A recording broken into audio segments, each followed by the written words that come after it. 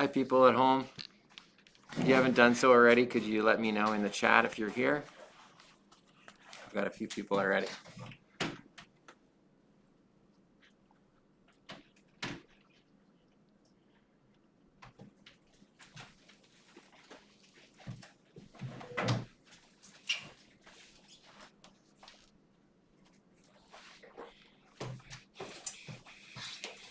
Everyone's in the same seat as yesterday, right? Yeah. Yeah? Okay. If you're not, let me know.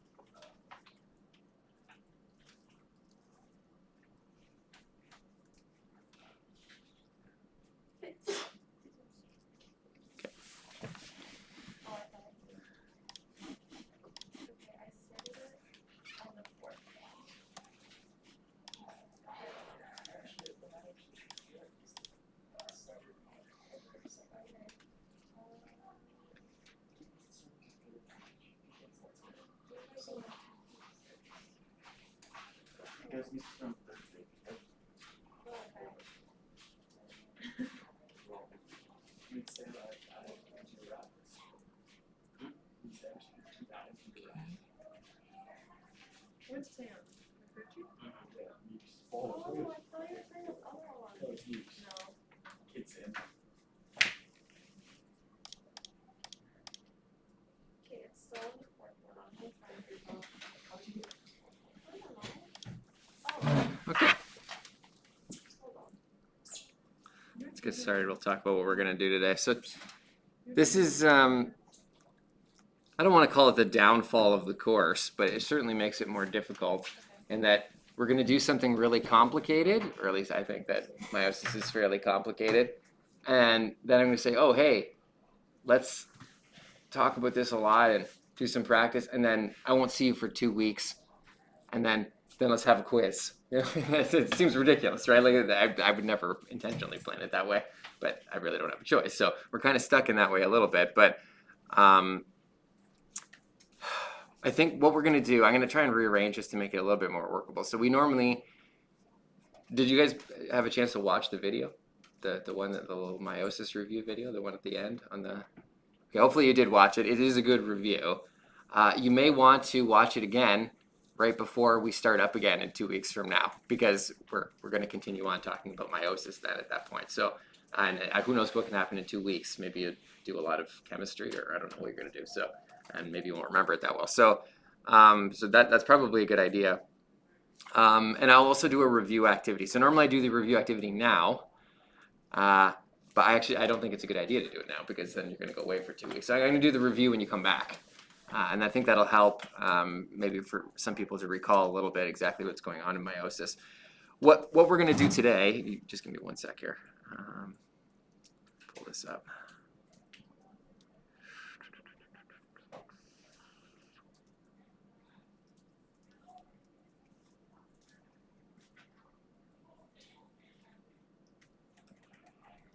What's my attendance? You guys are cohort B, right? Yeah.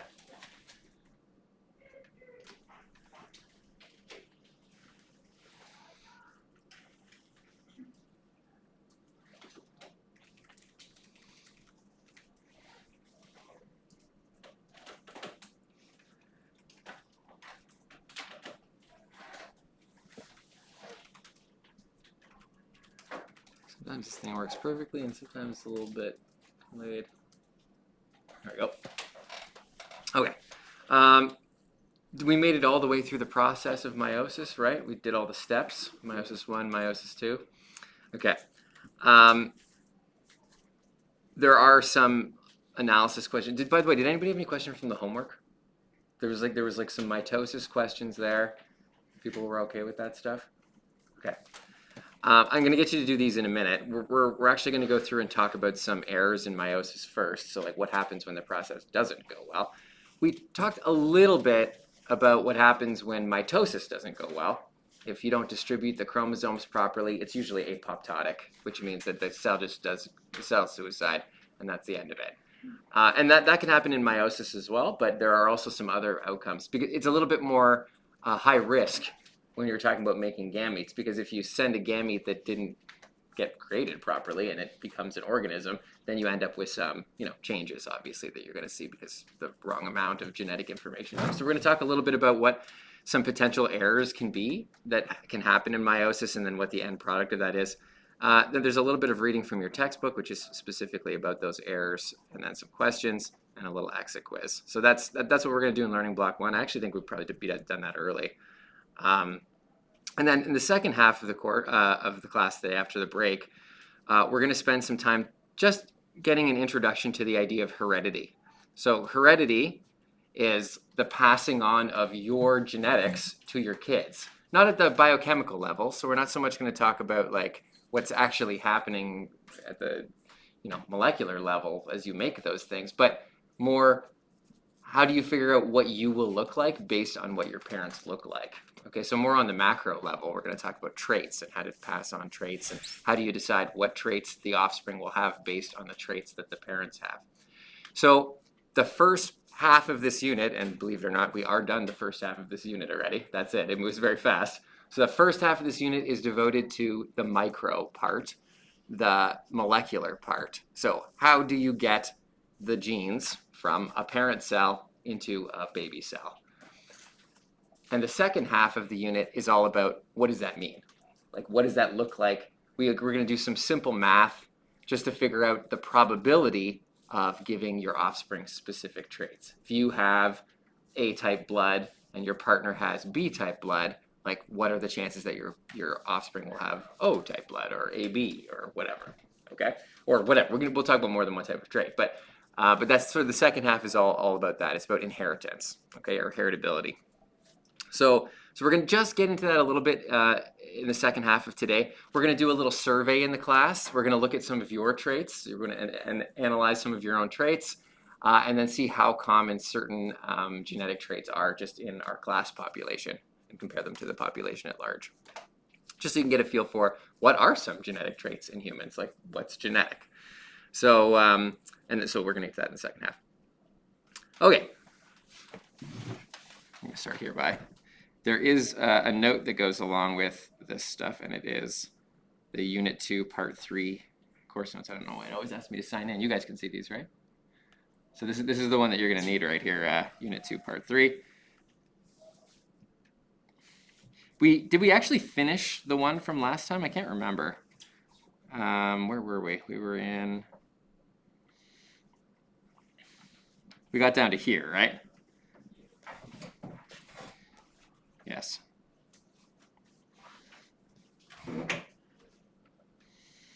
Is this on your next page in your notes? Okay, cool. Just make sure all the organization is the same. So this is going to be a little bit of a review of what we talked about yesterday. So remember that the whole purpose of this process, the reason it's so useful, is people at home can see this. Yeah. The reason it's so useful is that it creates variation. That's the miracle of sexual reproduction. It's why it is so common in nature, why so many organisms have evolved that complex strategy. And we already talked about this. I'm just going to show you an example of this in a little bit more detail here. So if you were to have a parent cell, let's say this is your chromosome 1, we often represent genes with letters. Okay, this is going to come up again and again. For example, this right here would be gene A, okay? Or A, big A or little a. The big A and the little a are versions of that gene. So big A could be brown eyes and little a could be blue eyes, okay? But it's the same letter just to signify that it's the same gene that we're talking about. The versions are called alleles. So there's two potential alleles here. You could have a big A allele spelled like this, by the way, or you could have a little a allele, and maybe this is, actually I should do something that's actually a genetic trait, or that's actually Mendelian, that has one single gene that makes a trait. Eye color is actually a couple different genes work together to make eye color, so it's not as simple as you have one or the other. But what's something that's Mendelian? Mendelian, by the way, just means one gene, one specific spot on your chromosome dictates that trait in you. So there's only one thing. If you have this, it's this. If you have this, it's this. Just in that one spot.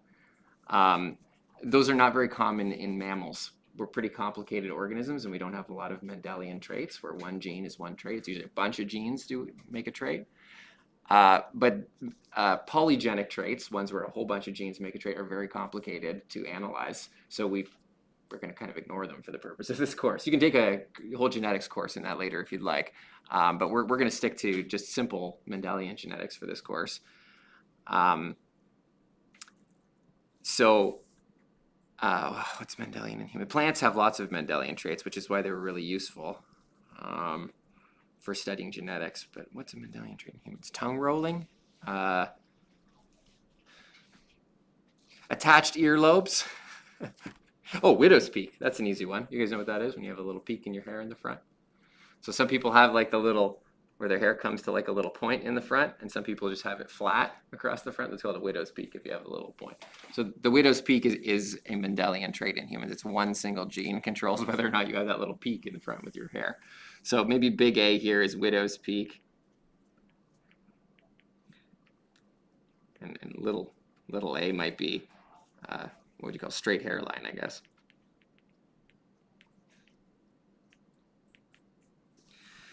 So if you look at these two here, this person has, well, there's two different traits that we're looking at. There's an A and a B trait.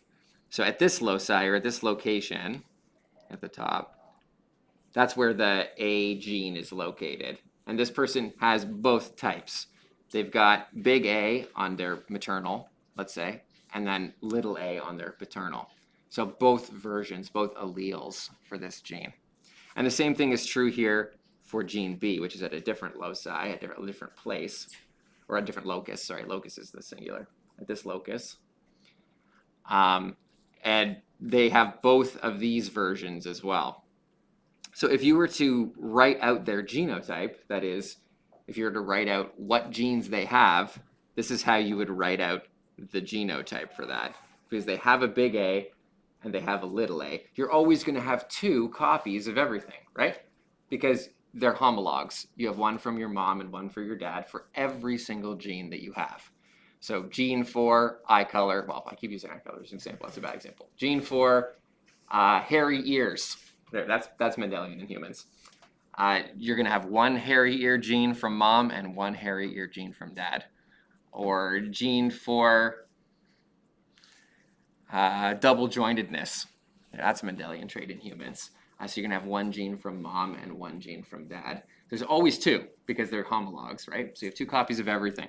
So whenever you're writing out a genotype, it's always going to be a two-letter combination like this. So when the two letters are different, we're going to get into this terminology again later. You don't need to memorize this at this point. But two different ones is called heterozygous. Heterozygous means, well, hetero means different, right? You guys are familiar with that for like heterogeneous solution or whatever, or heterogeneous mixture. Hetero is different, and that which means you have two different alleles. Or you could have homozygous trait, where you have either both big A's or both little a's. In other words, it's the same from both parents. Okay, so that's homozygous. So we've got heterozygous and homozygous. This person is heterozygous for this trait, and then they're also heterozygous for this trait. So they have a big B on one, maybe from mom, and a little b from dad on the other, okay? When they get into their hug, this is all discussion of crossing over, by the way. What ends up happening is that some of these are going to do a switcheroo, right? So maybe the A's on the copy. So also, if you look at this, just want to make this clear here. These two right here, this one and this one, are identical to each other at the beginning, right? Before you do prophase 1, they're exactly the same. You've made an identical copy, and the same thing for the other one. So like these two are going to be exactly the same.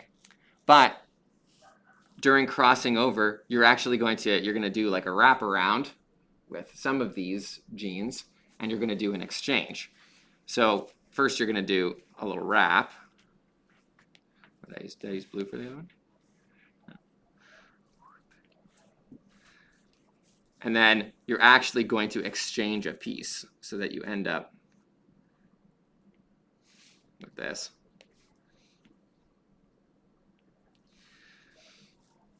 And the purpose of that is that at the end of this, if you actually look, so now we got to split them up, right? In meiosis 1, you split up the homologs. And then in meiosis 2, you split up the sisters, right?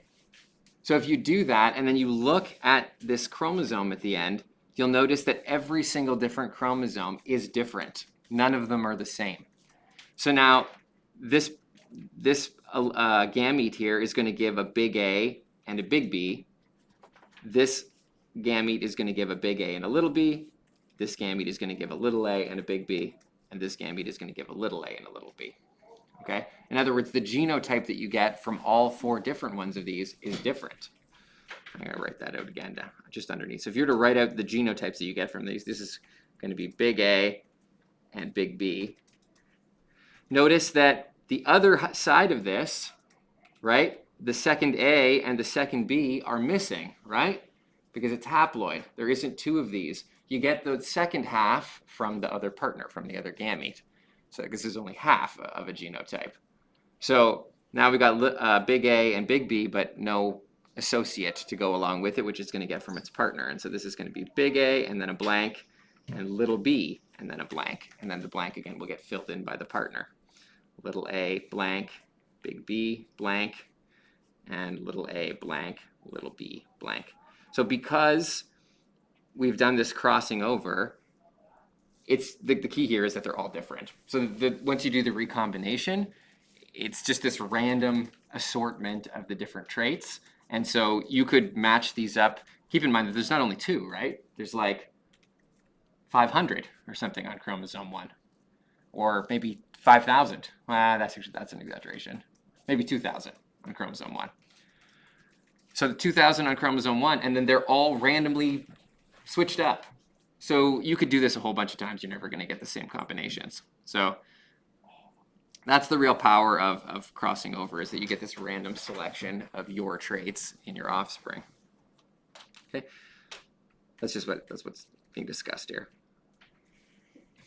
Does anybody have any questions about what's actually happening here in terms of the genes being switched around? No? Okay. One of the other key things to remember, and I have already mentioned this, but is this idea that you're only getting half. So you're only getting one of a 2-part combo to make a full organism. This will come into play later when we talk about heritability. We're going to do some math with that later.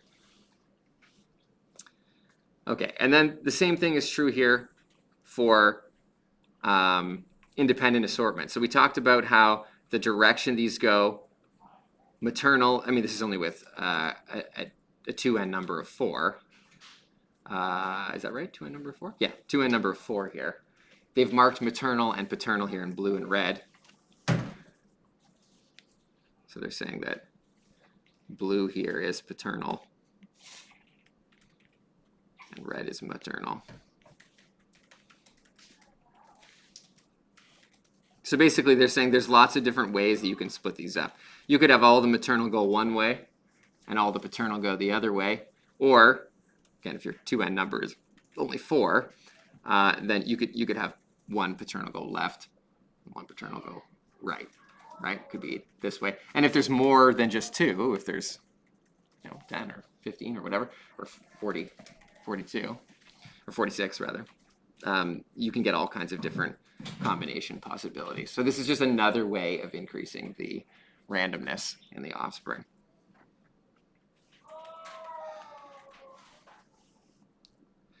We covered this yesterday. I'm just reviewing this. This is the important part. Okay, so finally here, again, there are 3 different ways. This is a question on the unit test and the quiz, obviously, if you're not if you haven't figured it out yet. I really hammer this one home. There are 3 really important mechanisms here that create genetic variation in the offspring. You got crossing over, you got independent assortment,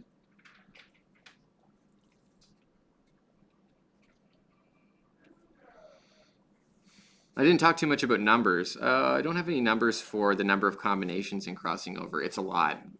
It's billions of combinations that you can get, different combinations. I do have a number here for independent assortment.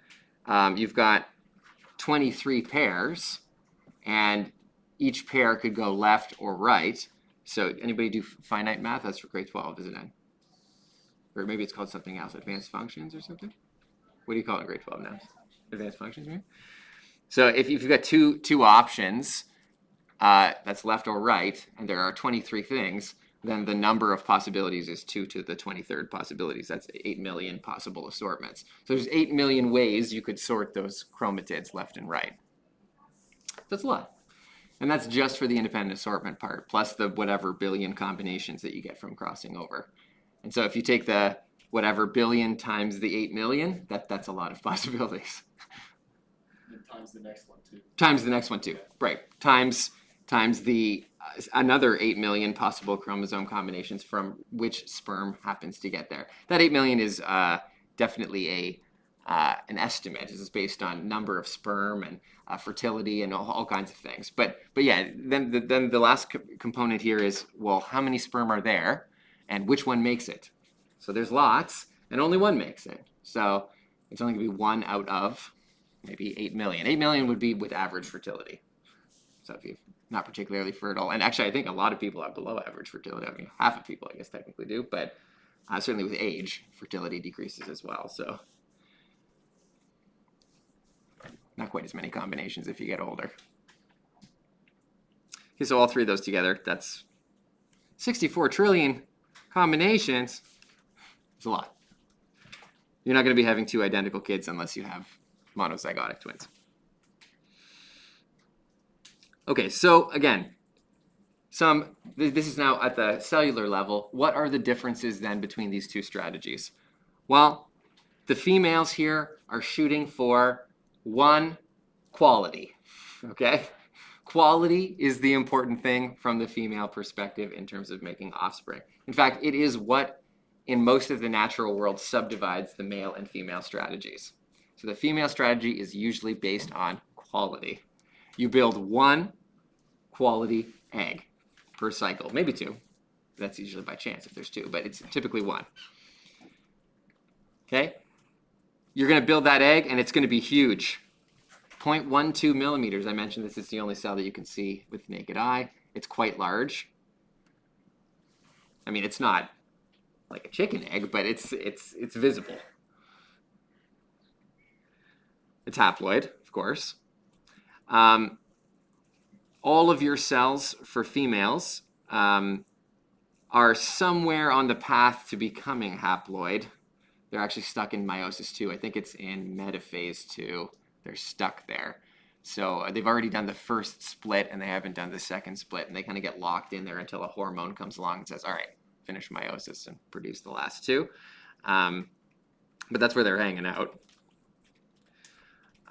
And you got lots of mitochondria in there. Keep in mind that you got to have all the organelles for the first many divisions, which is one of the reasons the cell is so huge. So it's full, it's packed with energy molecules, sugars, protein, or at least amino acids, and a whole bunch of mitochondria, 100 to 200,000 mitochondria. That is a lot. Most cells don't have anywhere near that much.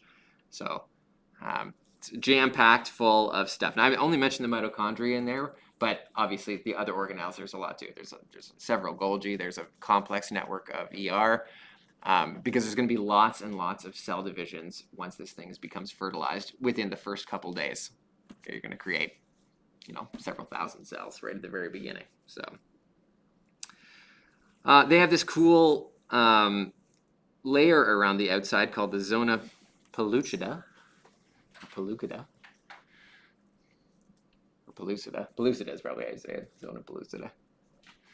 You guys heard of this? You guys talked about this in health class? No? Oh, this is like a health class thing. Maybe not. So that glycoprotein is like a sugar/protein coating that goes around the outside, is specifically designed to very, very quickly change shape, conformation. Before a sperm cell touches it, it's basically open. It's like an open door. But the moment a sperm touches it and is taken in, it instantly, it's actually super, super fast. It's like 1/1000th of a second. It changes the conformation of that glycoprotein layer to prevent entry of a second sperm. So it basically locks the door the moment a sperm cell enters. It's really cool. And obviously, for obvious reasons, right? You only want diploid. And if you accidentally let in an extra sperm, now you got triploid. You got like a whole extra bonus set, which is going to be problematic. So it has a really cool mechanism there for locking things out.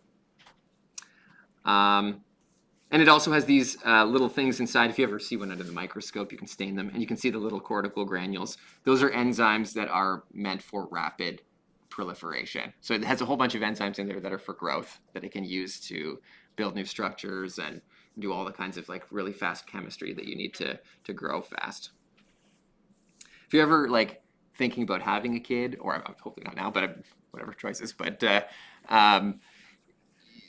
you'll think more about this because it's such an amazing process. Like once this occurs, how quickly it actually proliferates, like how quickly you get like this massive cell growth into what looks like an organism in a very, very short period of time. It's so cool. Anyway, there's all kinds of stuff going on biochemically there. Okay, so to compare to sperm, obviously, if you look at like the male's position here, you got hundreds of millions of sperm produced, okay? Per go. That's a lot. So the male strategy here is not quality, okay? You're not building 280 million quality sperm. You are building quantity. So this is about rapid proliferation and making as many as you can. And if you're going to do that, each cell is going to be very small and contain very little resources. That's the idea. So they're only about 50 micrometers long, which is 10,000 times smaller than the egg. If you put a sperm beside an egg, it's almost barely visible even under an electron microscope. It's just like a tiny little dot compared to the egg. So there's quite a difference between the two. They're also haploid, obviously, but they're produced regularly. So they're haploid when they leave, but previous to that, they're constantly being created. Whereas females, you have done the creation part. So you've at least done meiosis 1 for all of your eggs, and they're all present right now. So that's actually going to lead to, well, a little bit of problematic stuff a little bit later. We're going to talk about some of the errors that can happen with meiosis, and one of those problems is with that exact thing, which is the longer that your eggs are there, that they're sitting there, locked halfway through meiosis 2, the more likely you are to get errors. So errors, basically because they're just exposed to your environment for your entire life. So there is a drawback to that, to having that set up. And we'll talk about that in a little bit. There aren't too many mitochondria inside, but there's a few. You got to put some in there in order to run the tail, to fire the missile. But there's really not too much going on in there. So their structural features, it's the only human cell that actually has a flagellum. They're more common in protists and things like that, but it's the only human one. Weird when you really think about it that there is a human cell, just like a skin cell or something like that, that's just like it's an autonomous organism, basically. It's just kind of on its own, which is strange to think about. It's got some mitochondria in the middle, and then it has, at the very front, this little area called the acrosome, and those are the proteins that interact with the glycoprotein shell around the outside of the egg. It's basically a key. so that you don't get a random cell entering the egg. It's only cells with that specific key, those acrosomal proteins, that are able to open the lock on the outside. And they only open it, like I said, one time. So once the glycoproteins are altered, then they're permanently locked after that, assuming everything goes well. Okay, so those are the basic differences. Don't worry about this stuff below here. I might have deleted that out of yours, actually. Any questions on that? I thought this was health class stuff. You guys don't talk about this in health class? No? Really? Oh, interesting. All right, let's talk about what happens when it doesn't go well.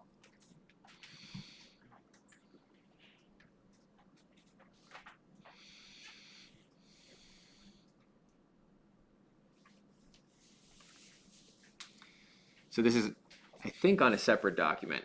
This would be on the other one. Yes?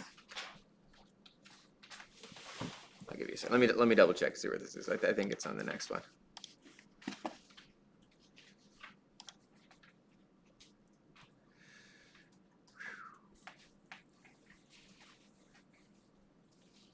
No, it's not. It's on the same note. Well, the one that's posted for today is like the second half of today. Okay, sorry, I have that wrong.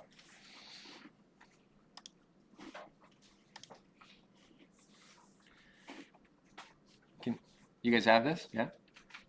Okay. So there's a couple ways that this process can go wrong. One of them is that you just put the wrong number of chromosomes in the final package.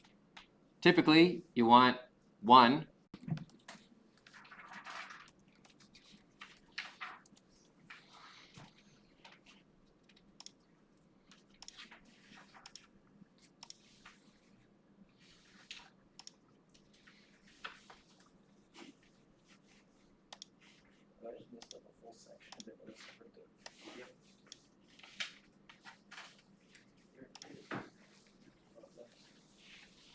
Okay, you can see me. Okay, good. All right, sorry about that, guys.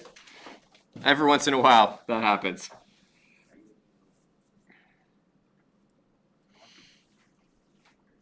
Okay, I don't think we did very much here.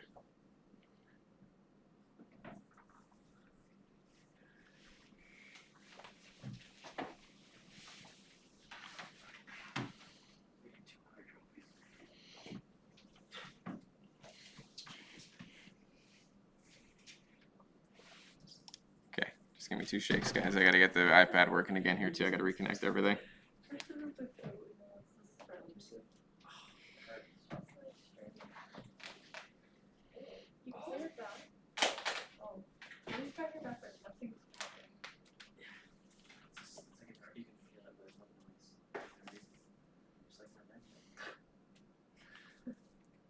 Okay, here we go.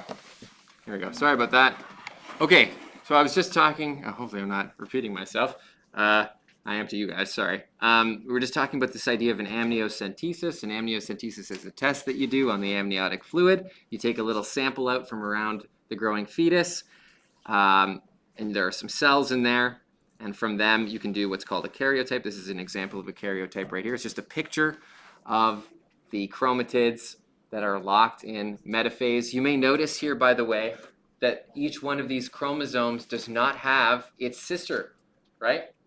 That's only because they've deleted it, okay? So each one of these chromosomes here would, in metaphase, have a sister attached, right? It'd be an X, but they've just cut off the X, okay? It's because it's irrelevant. It will be an identical copy, and so it's just basically extraneous information for the purpose of this test. So they just pick the most visible one under the microscope and cut the other one off. But this would be an X for each one. These are not the X's, right? This is both chromosome 1, so a paternal and a maternal chromosome 1. Each of these would have its partner, its sister attached. So something to mention. So the first thing that you do here is you just check, do you have 46? So if male or female doesn't matter, you should always have 46, assuming everything went well during meiosis. So that's the first thing that you can check.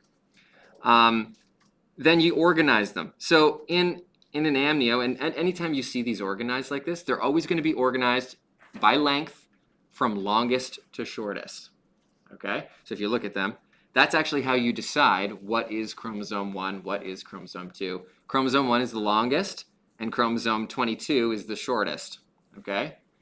Then there's one other one, which you can identify through its banding pattern. So that will be the X and the Y. X is pretty big, so it'll be the extra one at the end that is fairly large. The Y chromosome really doesn't look like much. It's like a little, doing black and white here. It's like it's just like a little doodle at the end. Okay, it doesn't look like much. It's by far the smallest chromosome, and it doesn't contain very much information. So there aren't many genes on the Y. So ladies, you're really not missing anything. You don't have a Y chromosome, but it only contains a very sparse amount of information. A little bit on hormone signaling, basically, for males. And that is about it. So there's not really a ton on there. There are a couple other things that alter production of rods and cones in the eyes and things like that. But really, there's not very much. So the Y chromosome is fairly sparse. There's not too much important information on there. There are some Y-associated traits that only males can get. For example, there's Y-associated color blindness. So there is a trait that overwrites the production of cone cells in the eye, which causes color blindness in males exclusively. It's a male form of color blindness, which females can't get because you don't have a Y. But there are things like that that exist, but there are very few. So anyway, this person doesn't have any of that stuff because this is a female. So only X's. The X, by the way, on the other hand, is very important. So males, you have one, you don't have two, but it's very important. There's a lot of important stuff on the X. So if you didn't have an X, you would be in big trouble. Pretty sure it's fatal. So you can't survive without an X. The X one is important. But the Y, don't need the Y. So first of all, they're organized by length, longest to shortest. And then the sex chromosomes are usually placed last in the pattern. They're also organized by centromere location. So once you do by size, you can look at their centromere location. That's where you can see the centromere on most of these. Let's see if I can indicate where it is. Right there is the centromere on these, and right here is the centromere on these. It's just like a place where it kind of like bows in a little bit. There's the centromere here, and this is the centromere here, and this is the centromere here. You can kind of see where they are. So that location is used to help organize them as well. Like I said, a computer usually does this now. So they can kind of automate that whole process, but we used to do it by hand. And then lastly, just to make sure that you're actually comparing chromosome 1 and chromosome 1 and chromosome 2 and chromosome 2, you can look at their banding pattern. So that's the last part. And the banding patterns should be identical between chromosome 1s and chromosome 2s and chromosome 3s because they do contain the same genes, right? Almost exactly the same information. Minor variations within them. Small differences in the code, but the vast majority of them is completely identical. If they weren't, problem. So there's another thing that you can look for in the karyotype. If you have a chromosome 1 that has like 5 black bands, and then the other chromosome 1 has 4 black bands, that's bad. That means that the other chromosome 1 is missing something. Or the first chromosome 1 gained something that isn't supposed to be there. And that can happen too. We're going to talk about those errors in a second. But anyway, you can use this strategy, and we used to use this strategy frequently, to figure out if there will be any potential genetic anomalies in a child. One quick little additional piece of terminology that you need to know. The sex chromosomes, that's X and Y, those are called allosomes. It's this word right here, put that one in your vocabulary list. Allosomes are sex chromosomes. If you're talking about a genetic illness, and the illness is found on the sex chromosomes, it's called an allosomal genetic illness. If it's on a non-sex chromosome, which are the other 22, that would be an autosomal genetic illness. Autosomes are the non-sex chromosomes.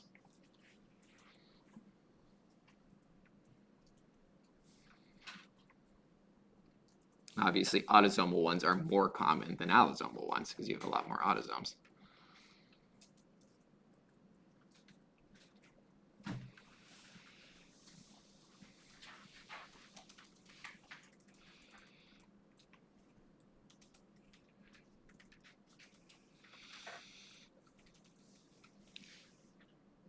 So I will call this is the basic introduction to searching for genetic anomalies. It's all we had up until 15 years ago, which was take a picture of the chromosomes and just have a look-see. what looks wrong with them? Does anything look wrong with them? That was our original tool. We have a lot better tools now, but so some potential issues here. You could get the wrong number of chromosomes. Okay, so maybe you have 3 chromosome 2s, or you have 1 chromosome 2, or something like that. The wrong number is known as an aneuploidy. An aneuploidy, spelled like this, just means the wrong number. We talked about polyploidy before. Polyploidy means too many. But aneuploidy is more general. It just means wrong number. So that can also mean you have too few.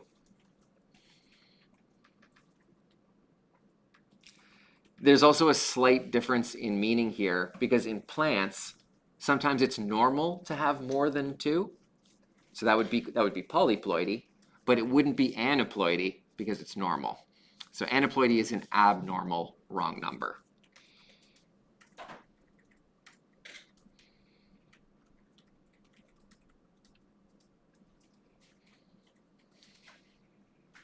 I think that brings us up to 35 words in the last 2 days or something like that. Sorry.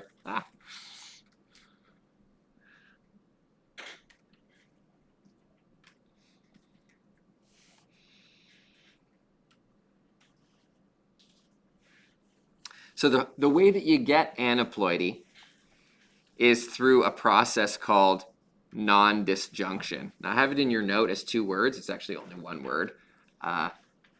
Strangely, my word processor, when I made this note, auto-corrected it to non-disjunction, but that's not actually a real word. So I don't know why it's in the dictionary for the word processor, but it's just 1 word. Non-disjunction.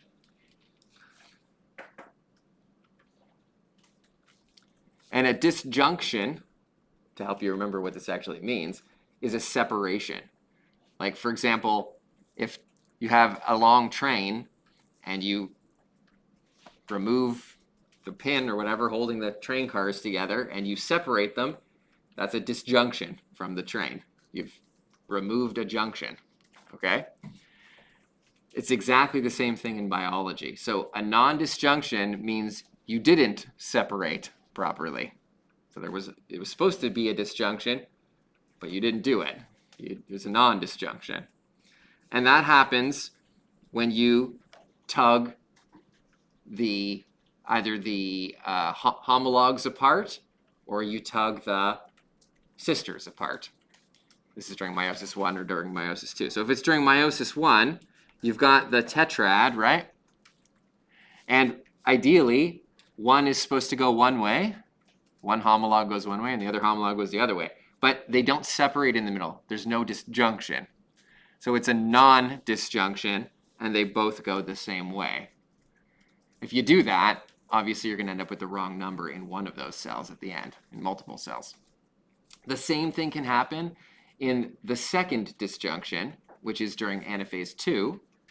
And so now you've only got sisters together, right? But you might have both of them, let's see if I can do this properly here. You might have both of them go this way, okay? Or the other way, it can go either way. But that's also one where there's no disjunction in the middle, where you break the junction. And then you end up with the wrong number on one of the sides. This is the most serious error. So we're going to talk about some other errors here that are relatively minor. Some of them you don't even notice in a developed organism. You might not even know that you have some of those errors. You may have some of them. But these ones are usually more obvious because this is very significant. So we're talking about either something that has double the amount or triple the amount, what would be an extra 30% amount of a particular gene. So in other words, when you're producing proteins using those genes, there's a good chance you're going to produce 33% more than you're supposed to produce, which is usually fatal, depending on what the protein is. Or you're going to be missing 50% of the genes because you only have one of a particular chromosome. So then in that case, you're going to have 50% less production of a particular protein, which is usually also fatal. So either way here, pretty much whatever happens, you're going to get into trouble. The phone doesn't ring too often. It's weird.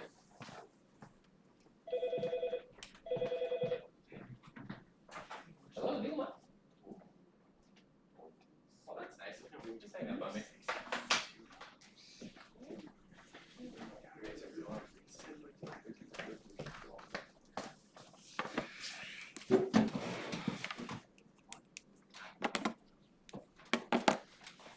Okay, so let's look at the different ways that this can potentially happen.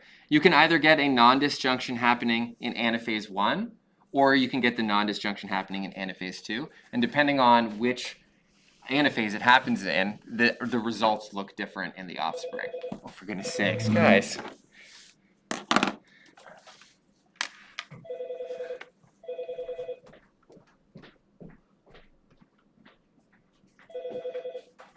Hello, Beagleman. Hi, I'm looking. How are you?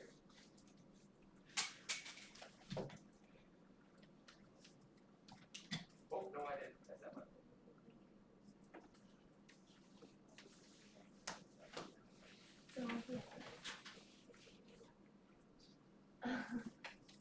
No worries. Bye. I know.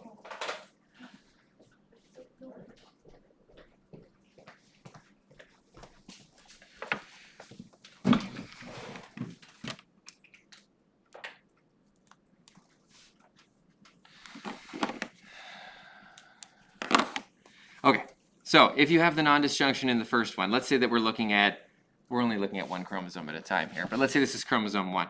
You're going to have them both go the same way during the first split. And then in your second split, instead of having a haploid gamete at the end, you're going to end up with diploidy for one of the chromosomes. In other words, you'll have 2 chromosome 1s in one of them and 2 chromosome 1s in the other one. And then the other 2 gametes that get produced have nothing because you got nothing from the first split. So in the end, if you were to take a gamete, let's say this is a female, okay? Or actually, let's say this is a male, okay? 4 sperm. 2 of them have too many chromatids in them, and 2 of them are missing one. And then you bring in an egg cell, which has the normal amount of chromosome 1, right? It just has 1. And you start putting them together with these. You'll notice that this one is going to end up being triploid for number 1, right? Once you merge the egg and the sperm together. Now there's 3. That's too bad. Too many, rather. If it merges with this one, you're going to end up with triploid for number 1 again, okay? If it merges with this one, you're going to end up with monoploid for number 1, which is not enough. Or if it merges with this one, you're going to end up with monoploid. So pretty much no matter what happens, if you have a non-disjunction happen in meiosis 1 during anaphase 1, pretty much everything is non-viable. Okay, so it breaks all of the potential gametes in that case. Question? Is it normally better to have the triploid or monoploid? For most chromosomes in humans anyway, it's fatal. For both? For both, yeah. There are a few exceptions. To monoploid, I think, is always fatal. But there are a few triploids that are not fatal, which we're going to talk about in a second. Okay. So it's better to have triploid because there's at least some chance. Some of them are survivable. Okay. Yep, I think every monoploid is fatal. Okay, so that would be if you had a non-disjunction in, like I said, in anaphase 1. If you have your non-disjunction in anaphase 2, so that is in anaphase 1, everything goes normal, the homologs separate. But then in the second division, so this one's normal on this side, but in the second division, you've got a non-disjunction so that 2 go this way. Then if you do that same, get over here, egg. Okay, if we bind that same egg, in this case, these 2 are going to come out normal, right? They're going to be diploid for number 1, no problem.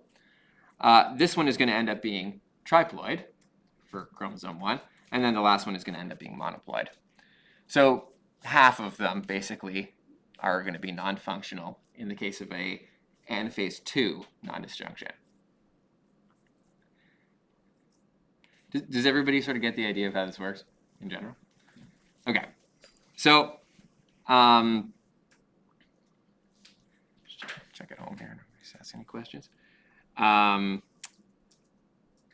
was I going to say about this? Oh, yeah. So the risk of non-disjunction is fairly low. This is good for you to know, at least in humans. We don't obviously examine this too much in non-human animals. There aren't like broad studies about the fertility of possums or whatever. But in humans, we care about this a lot because this greatly affects our fertility. Once you get past the age of maybe 32, as a female, by the way, it doesn't affect males. So good because of the constant production of spermatozoa. So because of that, you don't tend to have like this degradation in sperm over time. The number goes down, but you don't tend to have more of these non-disjunction happening in males. It is possible to happen in males, but it's unlikely. So these don't tend to happen very often in males. But once you're around the age of 32, your chance of having a non-disjunction goes up a little, okay? And then as you get closer and closer to around 38, 40, towards the end of your reproductive life, generally as a female, that's when you start seeing a very significant increase in non-disjunctions. So right towards the end, it tends to become more significant. By the time you get somewhere around 38, I think your chances of having a non-disjunction are something like 2% or something like that, which is really high. I mean, 2 out of every 100, you're having potential problems like this. So that's very significant. If you're having pregnancy that late, around the age of 38, there's normally a lot of additional testing that's requested. You don't have to do it, but they certainly request that you monitor your pregnancy a lot closer to make sure that there isn't a genetic anomaly happening. It's just more likely to happen, just because the eggs have been sitting there for longer.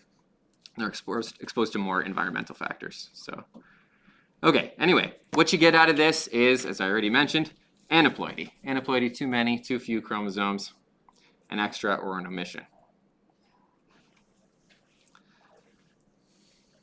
And we talked about these 2 outcomes here. So for an anaphase 1, you're going to get 2 trisomic and 2 monosomic. And if it happens in anaphase 2, you're going to get 2 disomic, which are normal, a trisomic and a monosomic. But they're going to be abnormal. So in an anaphase 2 non-disjunction, you still have a 50% chance that nothing happens. I mean, it may just be the other gamete that makes it. So.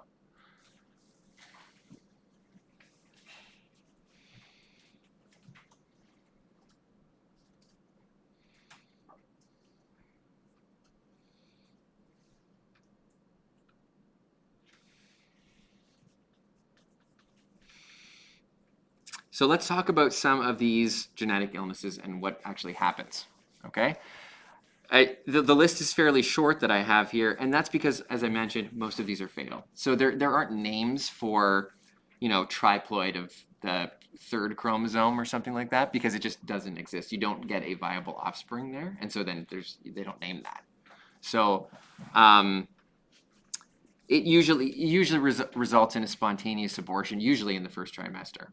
So and that's actually surprisingly common. You might be surprised to know that I think it's like 1/3 of all fertilized eggs end up in a spontaneous abortion. So spontaneous abortions are very, very common.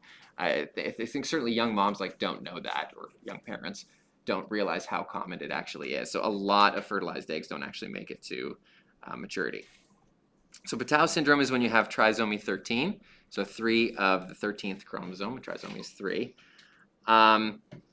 This one is not very common, and the reason it's least common is not because it doesn't happen very often, but it's because it's so severe that usually you don't have a fetus making it all the way to birth that has Patau syndrome, but it does happen. Most of these are quite sad, which is unfortunate, but usually the mean survival is somewhere around 3 days. So the baby's often born, but this is really hard to talk about, by the way. I just had a baby. This is actually really affecting me a lot more than it normally does when I talk about this. That's unfortunate. Anyway, because I think maybe because I understand how hard that would be. Anyway, there's a lot of structural defects that come with this, which is why they're fatal. It's heart defects and things like that that cannot be repaired at birth. So that's difficult to deal with. It's one of the reasons why they encourage a lot of prenatal testing for these things, because these are very difficult to deal with. Edwards syndrome is trisomy 18. So this one is a little bit more common and a little bit more survivable. There are often organ sort of malformations that occur because you have 3 of 18. However, the range of severity here is all over the place. So you can have very severe organ deficiencies where they're malformed, and you can have very minor ones. And the very minor ones sometimes result in a viable fetus that can live, or a viable baby that can live for a while. It's usually a reduced lifespan, but it's not always very significantly reduced. So it depends on how serious. The same thing is true for trisomy 21. So trisomy 21 is Down syndrome. That's the most common version of a trisomy. It's the most survivable and has the least negative outcomes. So that's the one that you hear about the most because that's the one that's the most survivable. So it used to be that people that had Down syndrome, trisomy 21, lived for 18 years, 15 years. They had very short lifespans. But we've really come a long way in terms of being able to treat a lot of the symptoms of trisomy 21. And often they can live into their 40s, 50s, a much, much longer lifespan. It's a little bit reduced from the average population lifespan, but still it's very significant. So this one is quite survivable. But again, a huge range in differences between people that have trisomy 21. You could have minor organ malformations and cognitive impairment, or you could have very, very profound cognitive impairment. So it's kind of all over the place. It affects everybody very differently. So that's trisomy 21. Those are the autosomal ones. Pretty much every other, an autosome, remember, is the non-sex chromosome. So pretty much every other autosomal trisomy or monosomy is fatal. So we don't have names for them. Very occasionally you'll get a viable baby with one of the other ones, but usually it's not very nice. So they're difficult to deal with, and they're quite profound usually. For the sex chromosome ones, these are very common. So often the sex chromosome ones are very survivable, and the reason for that often is because the sex chromosomes just don't have that much important information on them. Do you have an extra Y chromosome? Well, the Y isn't that important. So if you have an extra one, it doesn't really do that much. Some of these have very, very minor impacts on an adult organism. Some people in this room may have some of these and you wouldn't know. So they're not necessarily so obvious in an adult. So let's talk about a few of them quickly here. Turner syndrome is called monosomy X. So that's when you have one X chromosome and nothing else. So you don't have a second X, which would be normal for females, but you also don't have a Y, which would be normal for males. You don't need the Y. So that's fine. But usually the extra X is helpful. Okay? For females. It's ideal to have the two. But males, you don't have the second X anyway. So this isn't really that different from a typical male, but it is missing a lot of the hormonal signaling and pathways of the Y chromosome, things that you need from the Y for male signaling. Okay, so in this case, you end up female sex because you don't have the male signaling hormone pathways during development, so you're not going to get secondary sexual characteristics of a male. But you're also missing a lot of the hormone signaling for females. So you usually end up with reduced capacity of the secondary sexual characteristics of females. Smaller ovaries, for example, or ovaries that are non-functional. And so often people with Turner syndrome are sterile. Sometimes, and again, there's a broad range of these, but sometimes you end up a little bit shorter. Sometimes there's like a broader chest is associated with this. There's a slightly different hairline, but not everybody has this. So there's like variations of this depending on severity. But in general, sterility occurs here. So just because of the lack of secondary sexual characteristic development. So that's Turner syndrome when you have one X. If you have two X's, okay, so then normally you would be biologically female, but you also have a Y. So that it's like an extra Y. So you have everything that's required for biologically male. In this case, you're going to come out biologically male because you have the Y. So you have all the hormone signaling. The reason for this is actually kind of interesting. As a developing fetus, female is like the default, okay? So if you don't send any hormonal signaling to the growing fetus to say become a male, female is default. So you will get a female. But if you add in the extra hormone signaling for male, then you get the secondary sexual characteristic development for males. But if you do nothing, so if you add no secondary sexual characteristic signaling, you end up with female. So the female is like the default. So in this case, you are adding in the secondary sexual characteristic signaling, the Y part, and you get male. But you also have double of all of the secondary sexual characteristic signaling for females. Double usually the estrogen production and things like that. And that obviously has potentially a profound effect on fertility. Sometimes these can be treated well through hormone blocking and things like that for people that are for adolescents. So there are treatments that exist for this. But in general, because of the additional female hormonal signaling, you end up with things like small testicles and reduced fertility. Okay? Because again, you're inhibiting the secondary sexual characteristic growth of males. So that's called Klinefelter syndrome. Not super uncommon. So like those exist. As a doctor, like you run into that in your career. It's not like a once in a blue moon thing. So that does happen. Triple X syndrome, not quite as common as that one. Triple X is when you just have 3 X's. Okay? So obviously you're gonna be female in that case, biologically female, because there's no male signaling happening with the Y chromosome. So this one is interesting because usually there's nothing obvious physical here.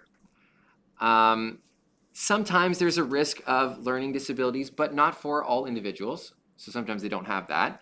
Sometimes there's a delay in speech development and language skills, but not for everyone. So this is one of those ones, and you get normal sexual development. This is, you could have this as a female. You probably wouldn't know. The only way that you would know is if you had some genetic test done to find out whether you have an extra X chromosome. But this is one of those like silent ones that really doesn't have anything obvious that happens to you. I mean, learning disabilities, those are a dime a dozen. Lots of people have that. So like this isn't the first guess when you go to the doctor and say, oh, my child is having difficulty reading or whatever. So oftentimes this is misdiagnosed or not diagnosed until much later in life because it's just not that obvious. So anyway, it could be anybody. Anybody could have trisomy X. It's fairly common. And then the last one here is XYY syndrome. Sometimes it's called Superman syndrome, although that's kind of gone out of favor. I haven't seen that in a textbook since the 1970s, so maybe no one says that anymore. But this is when you have double the hormone male signaling. So you have 2 Ys, lots of male secondary sexual characteristic signaling, plus the regular X amount. Every male has an X. So oftentimes this also doesn't have any unusual physical features, but sometimes it does. So you do have more secondary sexual characteristic growth of males than is typical. More and earlier sexual characteristic growth, hair. Sometimes people with Superman syndrome have a tendency to have like a more like a larger brow and things like that. It's sort of like a Cro-Magnon thing going on. Not everybody. Again, there's a huge variety in how this expresses itself. But you have normal sexual development. You're able to father children. So again, this could be anyone. This could be someone you know for sure, and you just wouldn't know. So it does happen. And it's relatively common. So these last 2 here are things that are, you probably know somebody that has one of these, but you just don't know, which is kind of interesting. So these are not very consequential. Most of the other ones, there's going to be some secondary characteristic side effect of that, but and there are medical problems associated with both of these, with triple X and XYY. They're more prone to heart problems, and there's like a couple other sort of niche things. But in general, you wouldn't know this person from any other person in the population.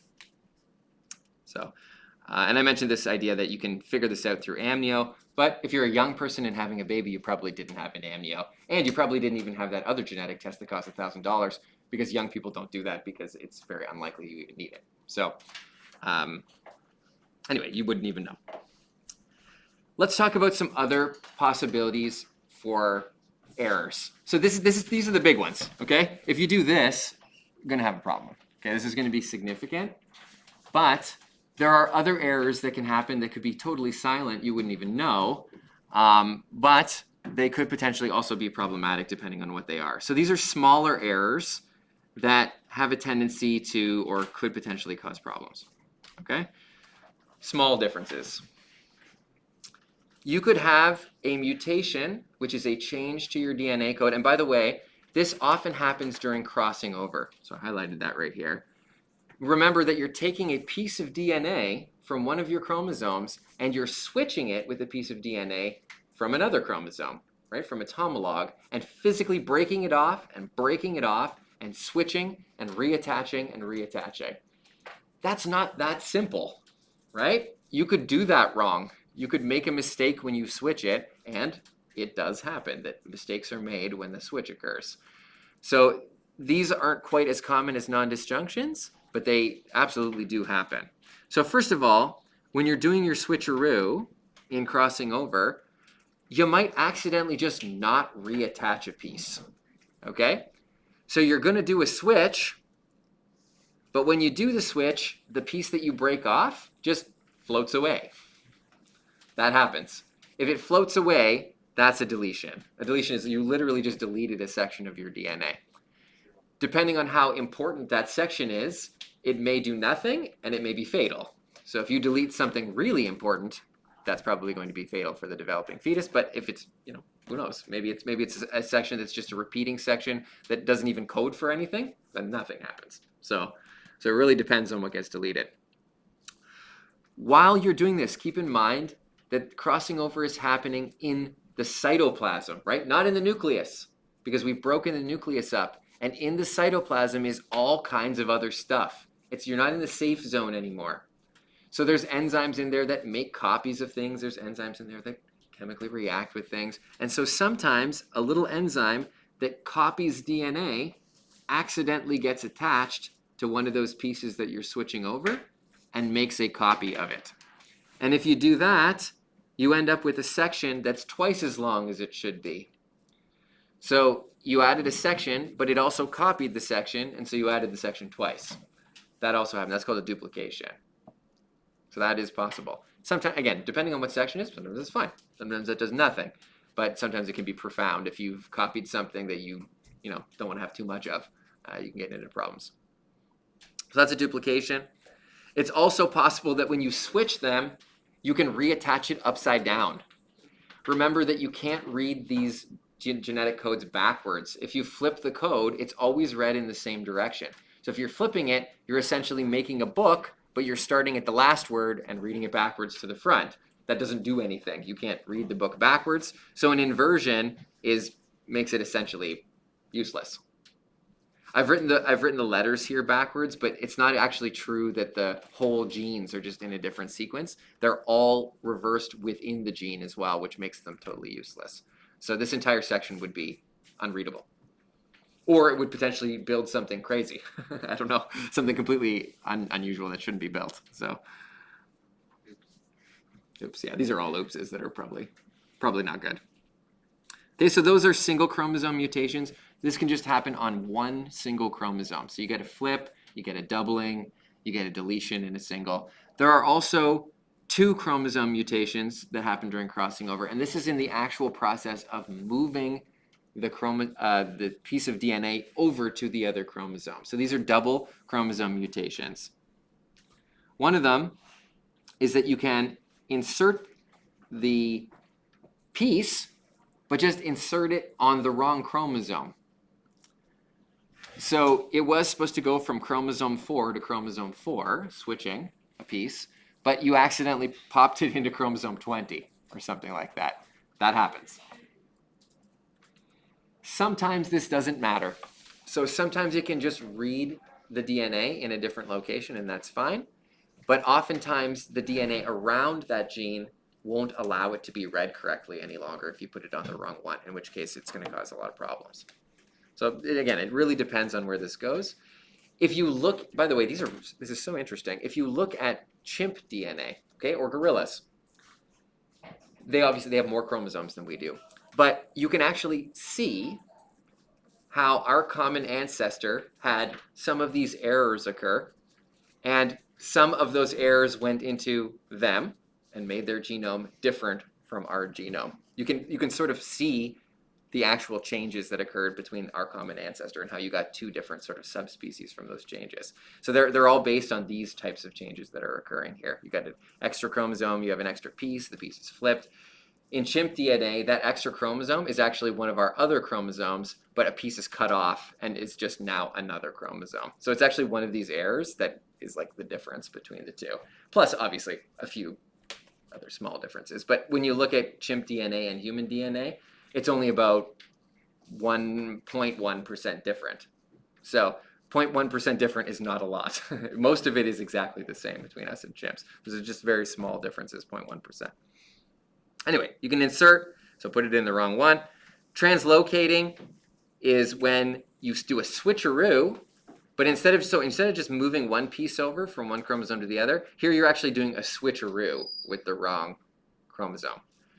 And again, this is very similar to insertion actually, but here now you're basically wrecking two chromosomes because now the other chromosome is wrecking the first one as well. So it's like a doubling of it.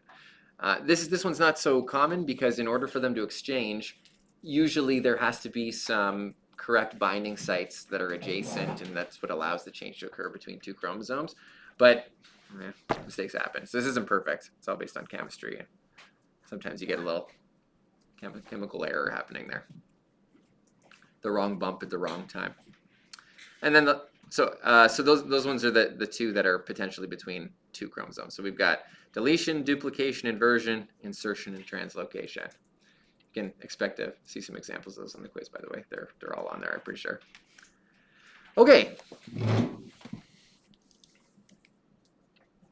What to do with that? Let's have a quick look. So first of all, and this goes on your question sheet for, do you guys already create a question sheet for Unit 2? You may have. I can't remember if you have or not. So if you haven't done that yet, you need to create a Google Doc with your questions for Unit 2. This set of questions here are all about meiosis and the process of meiosis. And then there's a second set here, that's 166, number 1, 2, 3A, 6, and 9, that are all taken from this reading, 162 to 166, which is about mutations, okay? It's a little bit more information than what I gave you, okay? Some background on mutations and some factors that influence when a mutation will and will not occur, okay? So you're gonna do a little reading there, and then you're gonna do these questions. When you're done all of that, you should consider doing this little exit quiz. It's just for practice, but just see, like, do you remember this stuff from the process? I'll give you the rest of block 1 for this, and I, depending on timing, I'll give you some time in block 2 as well, okay? And then in the second half of today, after we come back from the break, we're gonna take a look at some of your traits. We're actually gonna survey your traits and see, like, what are some genetic traits that you have, and is that common, and that kind of stuff. Okay, so I'm gonna give you a chance to work on that right now. People at home, if you have any questions, please send me a message here in the chat, and same thing for people here, just say something if you need any help, okay? All right, guys, so we're gonna, I think this is the beginning of the next note package. Double check here, pretty sure it is. Yeah, the one that's Unit 2, Part 3. Yeah, that's this. Okay, so like I said, we were previously discussing the molecular element of this. So like meiosis is how you put together the gametes on the molecular level inside of cells. What we're going to do in the second part of this unit is we're going to talk a little bit about trait analysis. So trait analysis means that you're going to look at the physical traits that organisms have and then try and figure out what the genetic basis is for those traits. So I'm going to get you to watch a video after this little lesson component is done, and it talks a little bit about Gregor Mendel.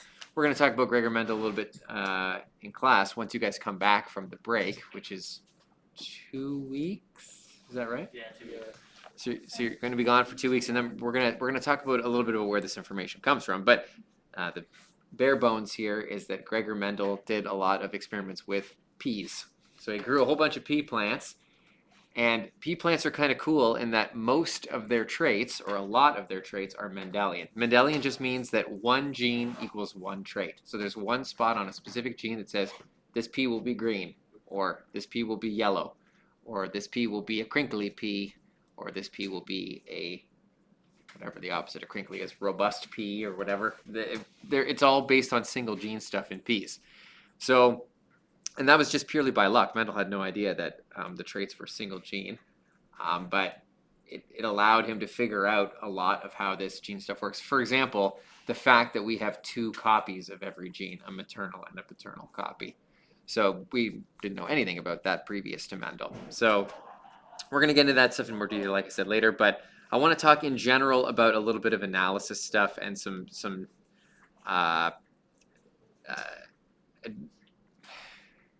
vocabulary. So what we're going to do is we're going to go through a bunch of traits in humans, and we're just going to check. Do you have it? Do you have that human trait? And then what could your potential genotype be? Remember that your genotype is a combination of 2 different alleles. Okay, so you might have the homozygous dominance. Homozygous means that both are the same. In other words, you're both dominant. By the way, dominance is usually shown with a capital letter. Okay? Recessive is the small letter. Recessive always, or so you say always, it doesn't show up in an organism unless you don't have the dominant. So if you have a dominant trait, it means it's going to show up whether you have 1 dominant or 2 dominant. It overshadows, it overwrites the recessive gene. So for example, if, we'll go back to the widow's peak here. So widow's peak is a dominant trait. If you have 1 gene for widow's peak and then the other gene is for no widow's peak, you will have a widow's peak because the dominant trait always like overshines the recessive trait. Okay, and we'll talk about which things are dominant, which things are recessive, but it's different depending on the trait. And the dominant trait is usually shown with a capital letter, and the recessive trait is shown with a small letter. So we're going to make some predictions here about your genotype, and then we're also going to describe your phenotype. The phenotype is what you actually show. So widow's peak would be a phenotype, or straight hair would be a phenotype. It's what you show. Phenotype is what you show, and genotype is the actual combination of alleles that gave you that phenotype. Okay? So there are a number of traits that we're going to go through here together as a class. Tongue rolling, free or attached earlobes, hand clasping. We'll go through them one by one. And then we're going to describe for each of you, what is your phenotype, what is your genotype, or what are your possible genotypes, because we can't actually genotype you like in the lab, but we can make a guess based on your trait. And then we're going to look at the percentage in the population, in you and in the population. Okay, so let's start with tongue rolling. So tongue rolling, that means you can, without using your cheeks, make your tongue into a U shape like this. This person's using their cheeks, so this is actually a terrible diagram. But can you make a U? I can't, so I'm a non-tongue roller for sure. Without using your cheeks. Okay, it actually means the gene actually codes for an additional muscle that runs across the center of your tongue and allows you to pull the tongue up from side to side. Not everybody has that muscle. So, or at least that attachment for the muscle, I should say. So that is the dominant trait. And in this case, they're using R's here to denote it. So if you have it, it means you have at least 1 dominant. So what that means is your genotype is either going to be capital R, or capital R, little r. And that's often written as capital R and then blank, because we don't actually know the second one. The second one could be anything. If it's dominant or recessive, you're still going to be a tongue roller. So that's the dominant trait. And then a non-roller, if you can't do rolling, you'd be little r. You have both recessive alleles for that. Okay? So going on to the little thing on the next page, where it says your phenotype, I wrote mine. I am not a roller, but you might be. So this yours might say is a roller, okay, or tongue roller. I'm not, on this page is just my stuff. I'm going to record mine and you record yours. So I'm not a roller. And then my possible genotype or types, remember that the genotype is what your alleles are. So I'm not a roller. I know what my genotype is for sure. I am definitely little r. I don't have the capital R allele here for rolling.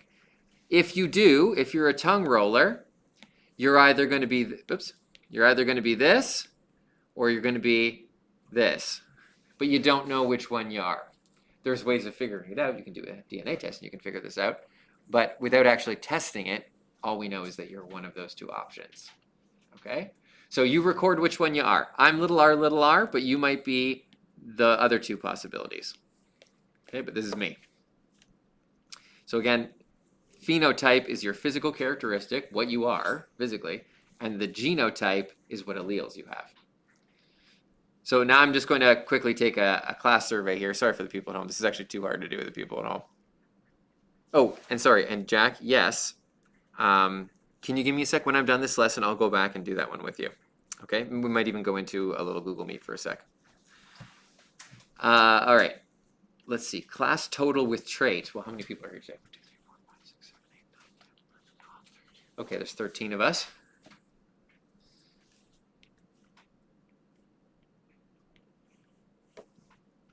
How many of you have it? How many of you guys are dominant, have the tongue roller? Really? You can roll your tongues. It's a lot. 1, 2, 3, 4, 5, 6, 7, 8. 8. It's a lot. I kind of feel bad now. I don't have it. I feel like I'm missing something. No, you. Oh, that's No, but you can't use She your- just said if you're on the genes, you can't do it. So you trying to teach me this? You can't teach something. Right? You either have the muscle that allows you to do it or you don't.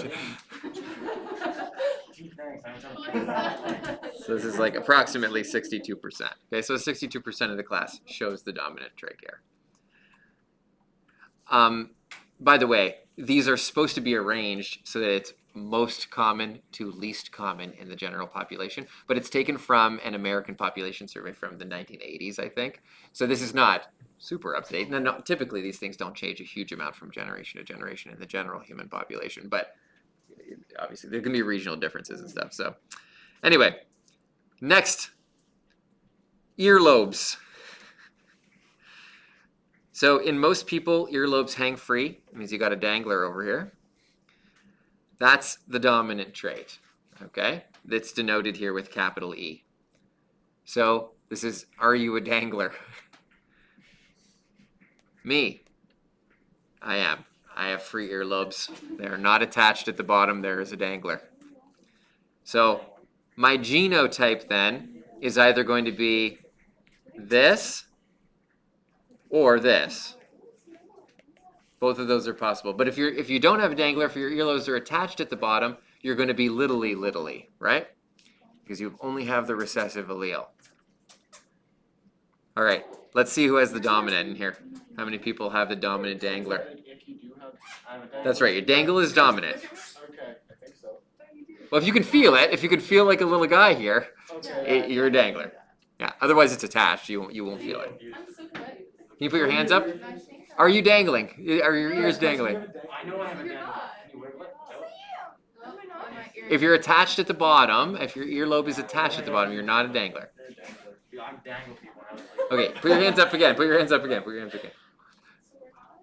I'm not. Okay, this time it's 10. Okay, this one's pretty common in this class. He's like, You are. I am. She's, you know. I can't tell. Yeah. I'm not. So this is 77%. So 77% of the class has got this one of these genotypes here. Very common. Come on, guys. You're a brick. Oh. Okay. I don't want you guys to think about it at all. I want you to clasp your hands together like this. Wait. Yeah. Just do this. Don't think about it. Okay? Now look down. Is your left thumb on top or is your right thumb on top? Right thumb. Right thumb. Yeah, that's true. Yeah, your left thumb? Left thumb on top is the dominant trait. And dominant doesn't necessarily mean more common. But left thumb on top is dominant. Okay? My phone feels weird. So I also am left thumb on top, so I have the dominant trait in this case. Left thumb on top. It's done with C's for this one. And again, that's just like chosen at random. You can pick really whatever you want. By the way, if you are going to be picking your own letters to represent a trait, try not to choose letters where the capital letter and the small letter look exactly the same, okay? It makes it extremely confusing when you're doing problem solving later because you're going to be mixing these things together. So I highly recommend picking letters where they're not the same. The textbook makes this silly mistake constantly, which is really annoying, but try and avoid that if you can. So anyway, I have the dominant here, so I'm big C, little c, or big C, big C. That's me. Now you could be right thumb on top, then you would be little c, little c. You got the recessive trait. Okay, so who has the dominant? Who's left thumb on top? Okay, so it's 9 in this case. This one's fairly common in the population. So 69%. Yeah, me and Victoria are Okay, this one's a little bit harder to tell. You got to look at it pretty closely. Bend your thumb back as far as it'll go this way. Okay? You're a straight thumb. Perfect example of a straight thumb right there. If your thumb goes straight up and down like this, and many do, that's straight thumb, okay? Straight thumb is the dominant trait. That's hitchhiker's thumb. Yeah. So if the top of your thumb, like mine, goes back an extra, that's the recessive trait. Okay, but if it comes out straight, if you got a straight thumb, even when you're extending as far as you can extend, that's straight thumb, that's the dominant trait. Yeah, yours is hitchhiker thumb. Yeah, you have hitchhiker thumb. And you go straight thumb. Ready? Yeah, this is the thing. Okay, so me, I have hitchhiker thumb, that is the recessive. So me, I'm little s, little s. S's are not good letters to use for this because without context, who knows if that's a capital S or a small s, but mine is little s, little s. Record your genotype. If you have straight thumb, though, you're going to be the other one. Big S, little s, or big S, big S. Okay, so remember that straight is the dominant here. So who has straight thumb? Straight thumb is what I'm asking about. Who has straight thumb? I don't know what I have. Is that you doing it right now? You're straight thumb. Yeah. 1, 2. Yeah. Am I straight? I'm straight. Turn it to the side so I can see. I like that. I don't know. Turn it to the side. I need to see them from the side. No, the other side. side. Is that as far back as you can go? Yeah. That's straight thumb. That's straight thumb. No, Lynn, show me yours. Question? No, I was just saying. Oh, you do. Sorry. Can you guys put your hands up again? I gotta count them. Put your hand up. Andy, Put your hand up if you got it. What? Put your hand up if you have straight thumb. Yeah. 1, 2, 3, 4, 5. Okay. 5 out of 13 this time. There's less in the population generally for this one. It's not as common. Hitchhiker thumb is more common? What's that? Hitchhiker thumb is more common? No. Straight thumb is still more common than hitchhiker's thumb, but it's closer. It's closer to 50% in the population. So in our class, it's about 38%. We're not going to perfectly reflect the population at large here. This is a sample, and it's not a very large sample, but Do you do math in your head or do you have a calculator? I have a calculator. I'm not even going to pretend. Little finger? Okay, so for the little finger, what you need to do is take your 2 palms and you place them together like this. Okay? And if your pinkies V, when you place them together, okay, if they make a little V, then you have, at the tips. Yeah, if the tips make a V, then you have the dominant condition. That's the fingers bend away. Okay, so that's V bends away. I have a bend away. Okay, I have a bend away. Some people will have a touchy at the top where they'll go straight. There you go. That's a perfect example of a straight one. So some people will go dead straight and some people have a little V. The V is dominant. Okay? So I have bent little finger, which means I've got big B, little b, or big B, big B. But if you've got straight, and some people absolutely in here you have straight. Yeah. Yeah, absolutely. That's dead straight. Yeah. Yeah. If the two top like digits, what do you call this? Oh, now I'm gonna forget the anatomy of this. Phalanges at the very top. If they're touching each other, like they're basically going straight up like this, then you've got straight. But if you hold them together and it like they obviously V away, like mine's an obvious V.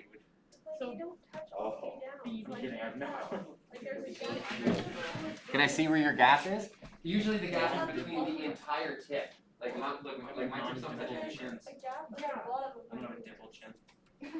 Here's the straight. I am non-dimpled. Yeah, I'm not dimpled. You'll see. They'll be away like that. The whole thing won't touch. No, other way. What? No. Okay, so like I said, bent is dominant here. If you've got a V, they actually bend away from each other like this. Throw up a hand. That's a dominant trait. Throw up a hand. I gotta count you. Is that But like ours are tiny. like a little tip at the little kind of this that bend? No, yours are flat. Oh, okay. Yours are flat. The whole thing bends. Like take a look at mine. Oh, okay. They basically don't touch at all. Yeah, I'm flat. They'll be away. Look. Okay. If yours are just being at the very top, like I have to bend my fingers in to do that. But if they're just being at the very top, then that's Oh fine. yeah, it's like after That's the fine. last Oh, okay, line joint. That's right. That's right. So if it V's at the joint, mine V's at the joint. That's bent. Oh, okay.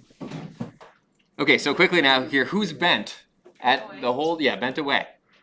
Me, I'm flat. 1, 2, 3, and I've got it 2, so that's 4. Okay, so these are getting less common. That's why you gotta keep it chest. I am.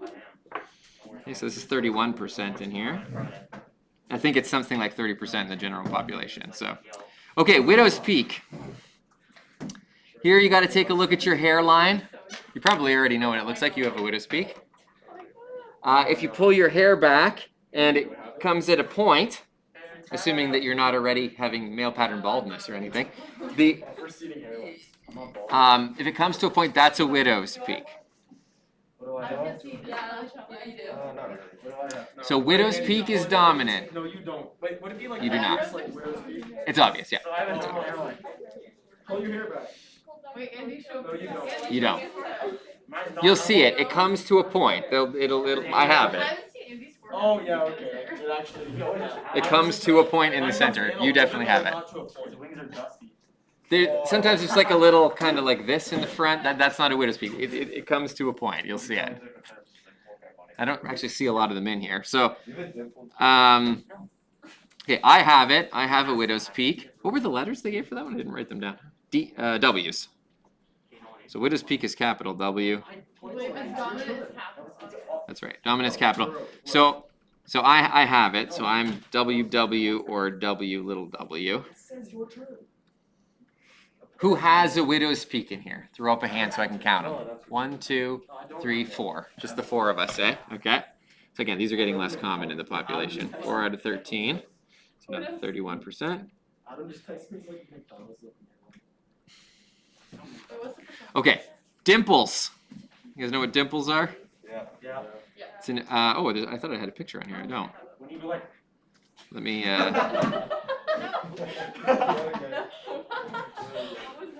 This is dimple chin though. Dimple chin. Oh. Oh, there's a perfect example right there. That's a hefty dimple chin right there. buddy, you have a thumbtack. Holy. Yeah, that one goes way in. Person, I think you have. I mean, most people don't have it that serious. Here, this is a less aggressive dimple chin. Ryan Reynolds. Okay, if you have a little, it's like a little cleft in your chin. I think Ryan- That's a dimple chin. You Oh, know Ryan Reynolds? Reynolds? Deadpool. Deadpool. No. There's one right there. Never mind, he has a beard in every photo. I can't tell. Search up shape. So yeah, just search up weird list. Ryan Ryan Reynolds or something. Ryan Reynolds little shape. I mean, some people have more significant ones than others, but like, there's a big one. Oh, Person. I mean, This weekend made me feel so insecure. It's like, sorry. No. This person does not have one. I don't know why it comes up when you look up dimple chin. She has dimple cheeks, but not dimple chin. This is no dimple. no, that's not it. That's a different gene. Different gene. Different gene. No, I'm sorry, but Okay, so the dimple, I believe, is dominant, right? Oh, it is. Yep. So I don't have it. I don't have a dimple chin. So mine would be little d. I do not have it. I don't. I don't have a dimple chin. Okay, so if you have a dimpled chin, put up your hand. It means you have the dominant trait here. 1, 2, 3 again. Okay, all right, interesting. It's interesting that our class more or less conforms to like the general distribution of these. I mean, our sample's fairly small, so it wouldn't be surprising if they didn't all, but It's interesting it does in this case. So this is about this is 23%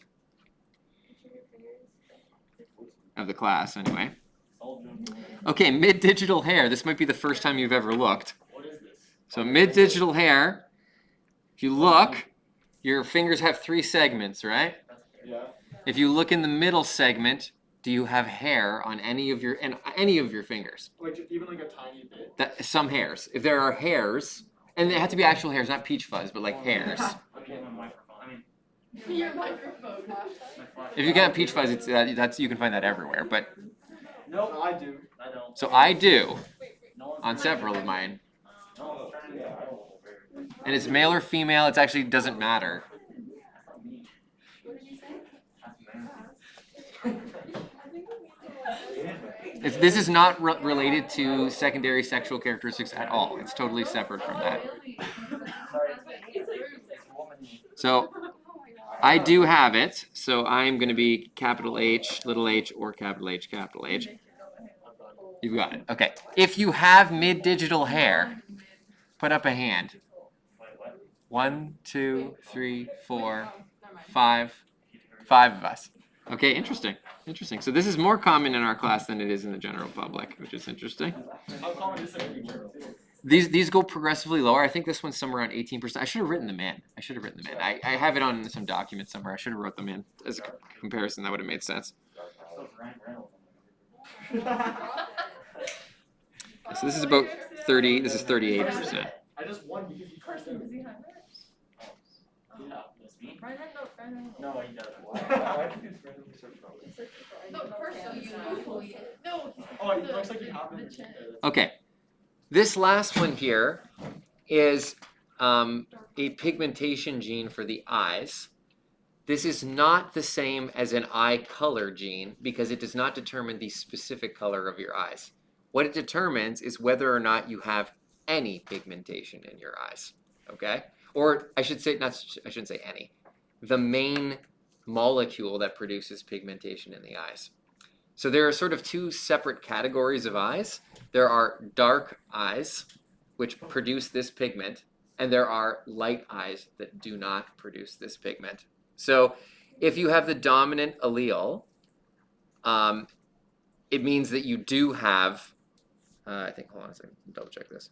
Yes, the dominant allele here means that you do produce this pigment in your eye, and that will mean that you have dark colored eyes. Not a specific color, but dark eyes, okay?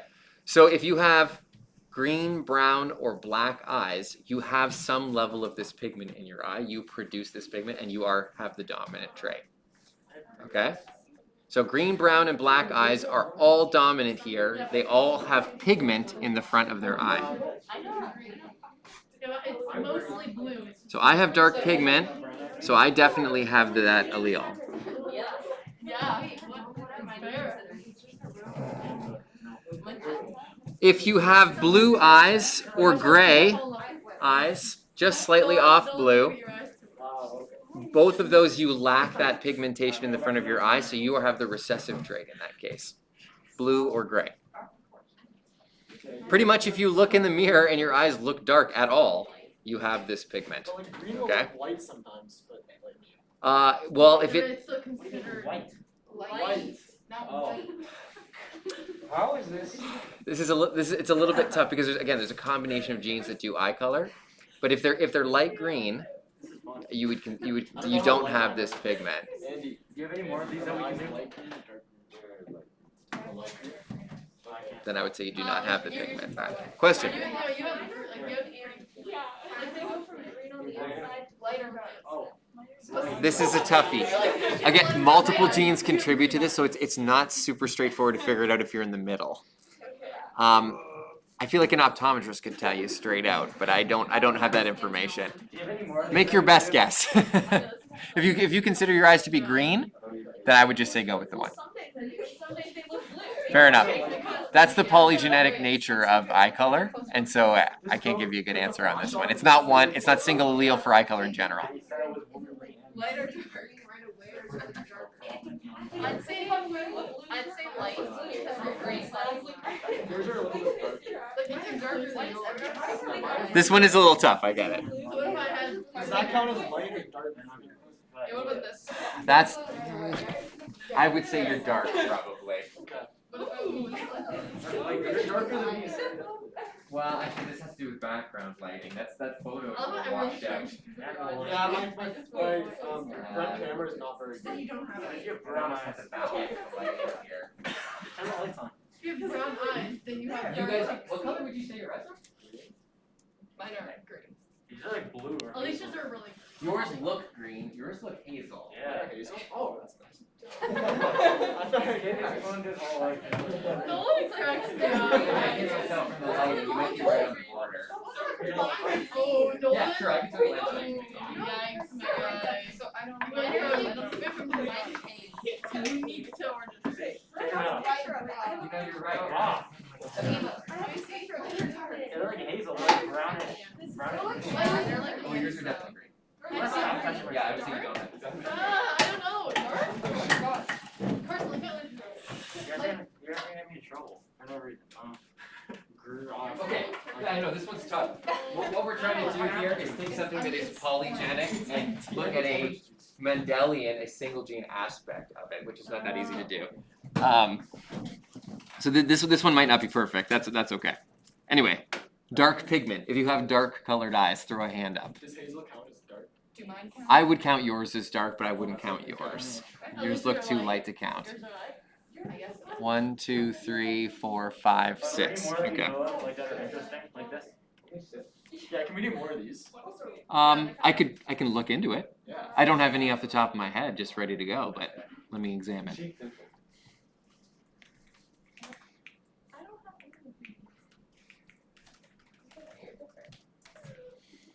So something to consider, guys. When you look at this, at your potential genotype, or at your genotype, for example, if you know that you have, let's go to like the bent fingers here, and my genotype for this is little s, little s. What that means is that this S came from my mom, and this S came from my dad, okay? I had to get one from each of my parents, right? And the same goes for each of these traits. You can't get them unless your parents have them, right?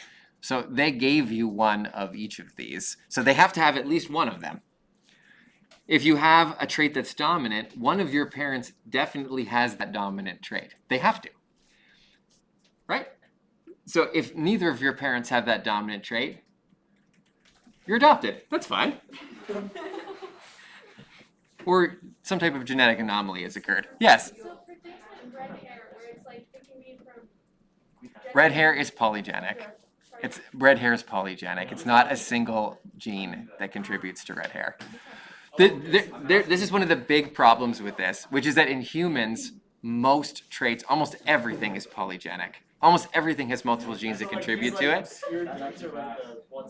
Yes, exactly. There's only like and that's why there's such a weird, obscure list. There's like a couple little things here that are single Mendelian traits in humans, but for the vast majority of stuff isn't that this simple to look at. So it is in plants. A lot of plants have a lot of Mendelian traits, but not in animals. So you kind of have to take this with a grain of salt. This is just like for fun. So don't go assessing your parents and check if you're adopted or anything. This stuff is for fun. It's I mean it's not 100% because there are other modifiers here, polygenic modifiers that can modify these. Some people are like, well, is this a V or is this a V or whatever? It's not a perfect system, okay? So don't go home accusing your parents of adopting you or anything because something doesn't work out here. But in general, these things are generally not modified by secondary genes, and they tend to be Mendelian. So, but animals are very complicated, so it's not quite as straightforward as I'm making it appear. Okay, so what you can do here is you can actually look to see how common your combination of traits is in the population, your combination of things. Okay, so the most common stuff is at the top, and the least common stuff is at the bottom of each choice. And so as you go through, these are my choices right here. So I've got little r, then I've got a big C, then I've got 2 little s's, then I've got a big E, then I've got a big P, and that puts me in category 21, which is somewhere in the more uncommon range of traits. Is it like the higher up the number you are, like the more common? Yeah, that's the most common combination of characteristics in the general population. So is that can type rule or can? What's that, sir? Is that can tongue roll or cannot tongue roll? Big R is can. Okay. Can tongue roll is more common in the general population than cannot. I'm trying to By a lot. By a lot, it's a lot more common, and which is why it's the first decider in terms of whether you go to more common or less common.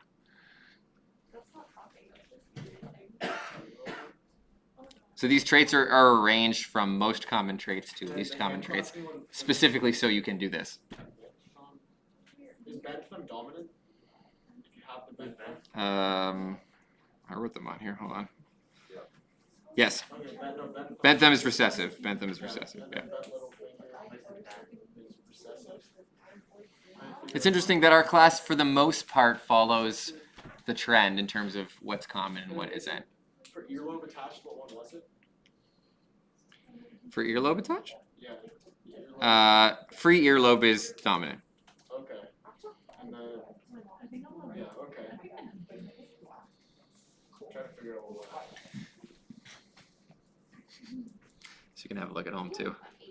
See how common your combination of traits is in the population. What's this common? And then eye pigment is. That's light or dark. That one is a little bit tougher. Oh, come on. It's not quite as straightforward. Okay. Yeah, so. It's modified by some other genes, so it's. Yeah, shut up. No, you didn't. Did you read this yet? 15 to 16. No. 13 to 14. 32 is very rare. This thing.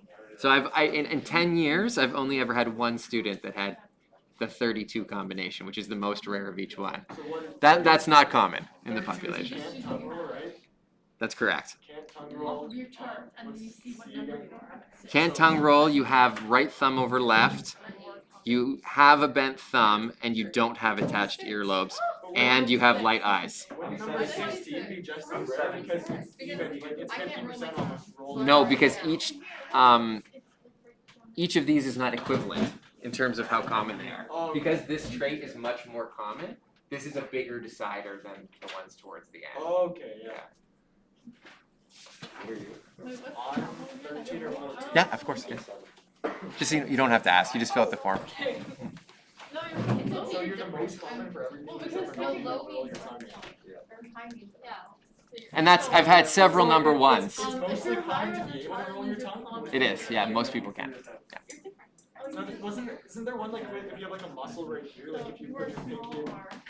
Yeah. I don't have it. But So this week, I could look up what the actual thing is here, but if you pull your hand up a little bit here, if you have two separate tendons right yeah, here. it's like if you put your thumb and your pinky together. Oh yeah, you can see them, yeah, Yeah, exactly. I don't There you have go. it. So if you've got the two tendons, that is also a I don't have Mendelian it, but trait. You can't see the tendons from it. So I have the two different tendons right here, but lots of people only have one. You can't like, for me, you can't see the tendons. It's just like. You got them both? Yeah. So some people have two over here and some people have one. It's more defined on my right hand than my left. Interesting. I know, but I can't. I can't choose. There's one or two. I don't want to do that. I have two on this one. I can find another list of these if you want, guys. There's a really cool one. There's a taste buds one where only certain people can taste a certain flavor if they have a certain allele. And you can buy these little things, and some people in the class go, ugh, when they put it in their mouth because it tastes gross. And some people are just like, I don't taste anything. Can't taste it. It's like you can't taste it at all, which is really interesting. I don't have the tendon at all. I should have got some of those. In fact, I'll put it on a list. Maybe I can get some of those. We saved a bunch of money this year because we didn't buy fetal pigs. I only have a couple, so I probably have money to buy them. How much do fetal pigs cost? Like $35 a piece. Okay, how many do you normally get? For a class this size, like 8. Yeah, because we did frogs last year. Yeah. Frogs. Frogs are quite a bit cheaper than fetal pigs, so I'll see if I can get them.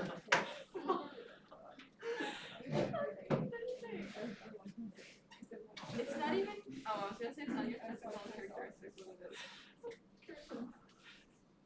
Cool. Got my list of stuff. Okay. Are we ready to move on? We gotta kind of have to keep going. Okay. So I'm just going to summarize some of this information here, and then I'm going to give you an opportunity to finish the questions you were working on. I could keep going and start talking about like the mathematical analysis of this stuff, but I actually think I'm going to leave that for when you come back, because it's also a good review of what we've just covered. So, Yeah. and it's going to be 2 weeks. It's not really nice to come back after 2 weeks and then it's just like, oh, remember every step of meiosis? And people are like, wow. Wait, how many days do we have once we come back before the test and stuff? Before the test? Yeah, before like the test Uh, project or due. It should be up there. Hold on a second. 2. 2 days? And So, it's on the is third the or test on the second? second day? Or like It is. You could technically do it on the 3rd day. It's not hugely problematic. okay. I might just move it. I might say do it on the 3rd day. It kind of pans out differently every quad depending on how it's organized. But yeah, I can't delay too much, obviously. But anyway, all right, let's keep going. So we started the unit discussing genetics. Genetics is the study of genes, okay, and genetic variation in living organisms. That's looking at the macro and the micro.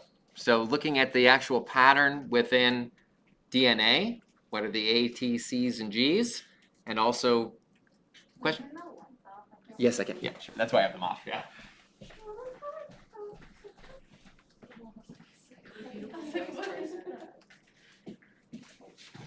It's a little darker than I like, but the projector doesn't work that great anymore.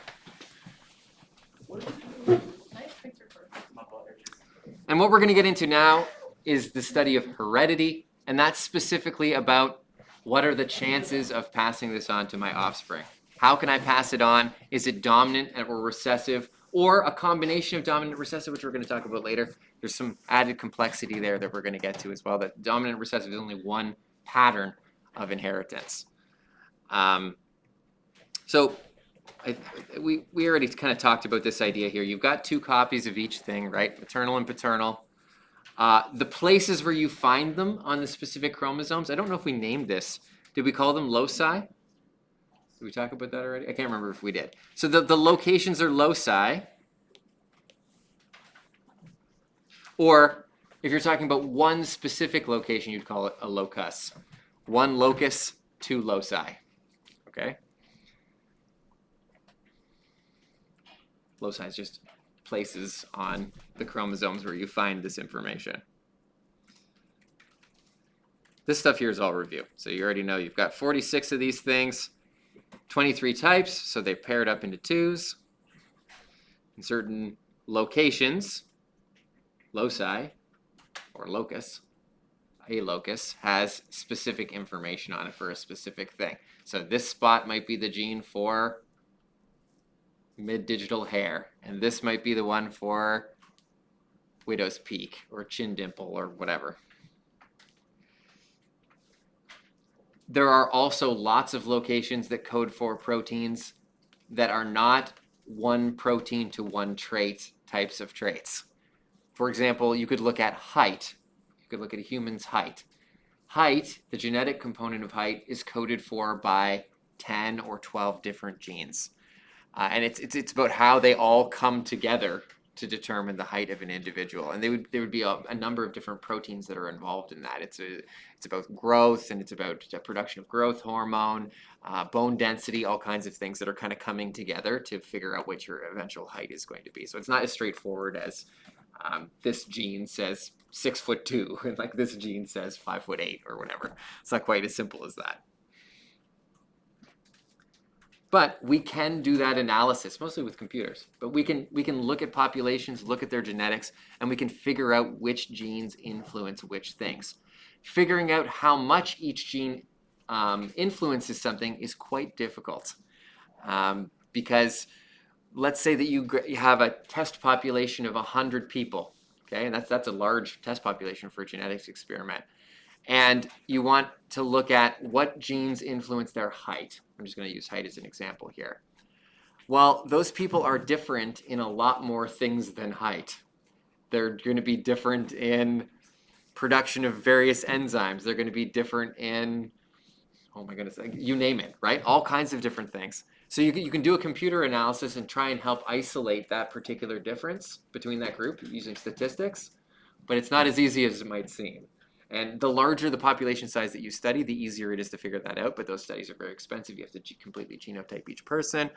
And so over time, we build up this catalog of information on genetics, but it does take time. And so we only figured out what the human genome was, I don't know, 15 years ago, something like that. We only decoded the entire thing, like I was in university when that happened, like not that long ago, guys.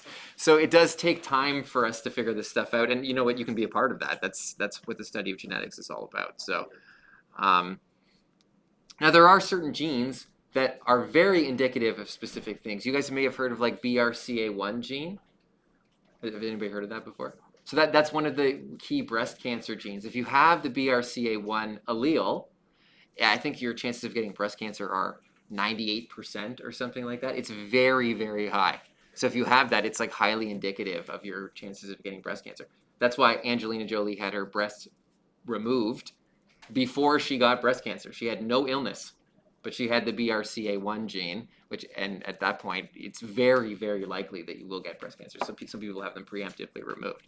So that does exist. There are very deterministic genes, but there are also genes that are in there that say you may get a genetic illness. This gives you a 20% chance of getting this genetic illness, or a 5% chance. So it's not always as clear as an on-off switch. I just want to make that clear too.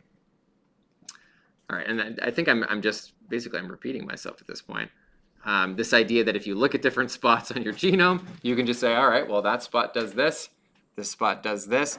There are places you can go on the internet, repositories of genetic information, where you can look this stuff up.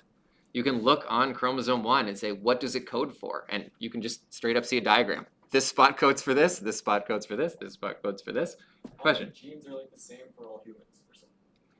Yes. How many are there though that are like the same for every human? Because if like there's enough like different ones, then wouldn't it just not be human anymore? Like enough genes that are different than one another? The genes themselves, the places, are the same for all humans. There are very, very minor variations in alleles. So when we're saying, okay, well, here's the gene for hair color, maternal, paternal, every human has that gene. Okay. Unless you have a very significant genetic anomaly, which is possible, but that's like a left field thing. Almost every person has that. But the actual difference between mid-digital hair and no mid-digital hair could be a single base pair difference between the two of them. Okay.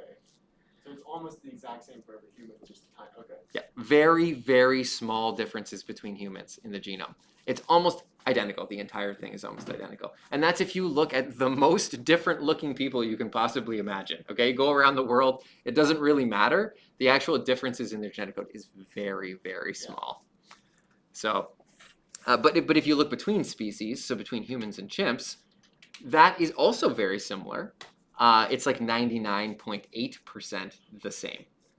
But there's still a 0.2% difference, and that's actually very large in genetics. What So, would be like the difference between like us and like some sort of species that's nowhere near us? Like how many genes would we have? like a fruit fly or something like that, Like, it would- we might have like 15% hybridization or something like that, where it's about 15% the same.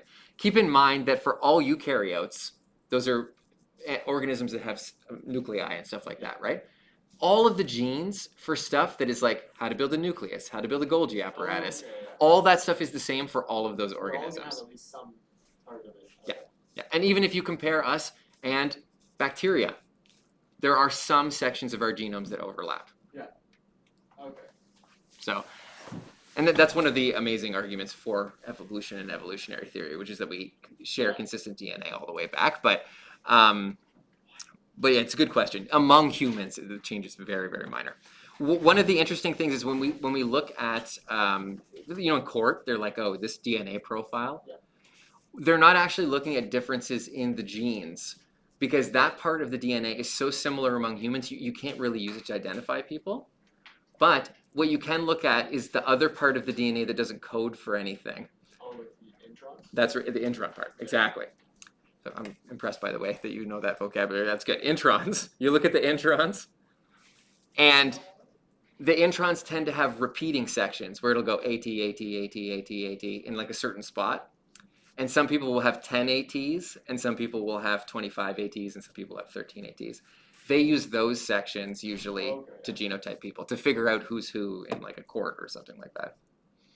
But it doesn't actually change anything about the people. Yeah.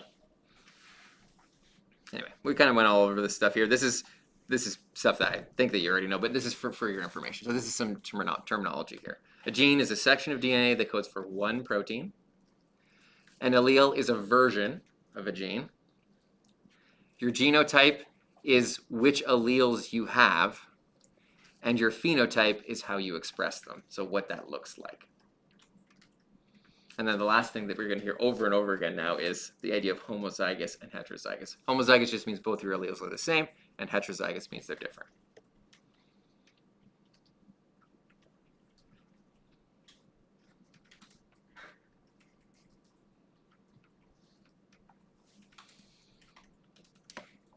These are all great words to put in your vocabulary list for this unit, by the way.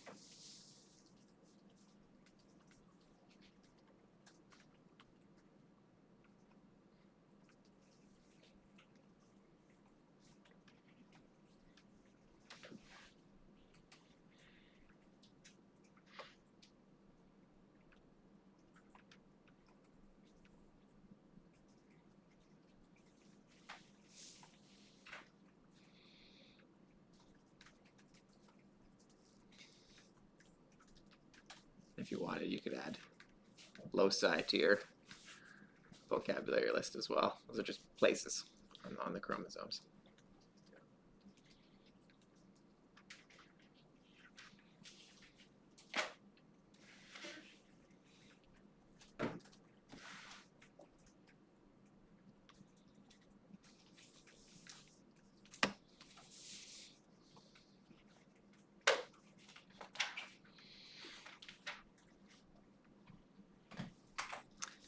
Okay, with that, I'm going to stop talking. I think I've talked your ear off today, probably. Sorry. As a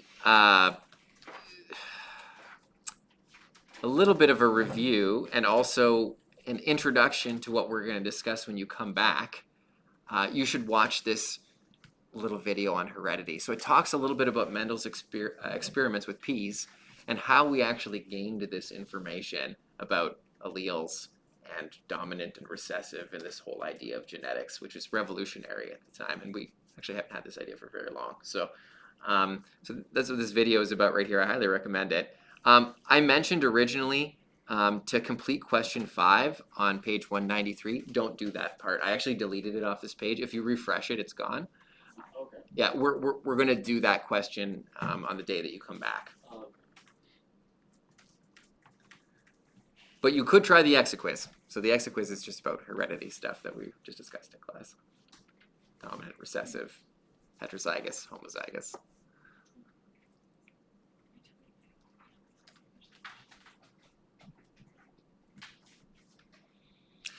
I'm assuming that you probably still have some questions from before the break. There's quite a bit there, actually. And you can just take the rest of the class, like take as much time as you need. Let me know if you need any help answering those questions. I think Jack already asked me to go over question 5, so I'm actually gonna do that right now.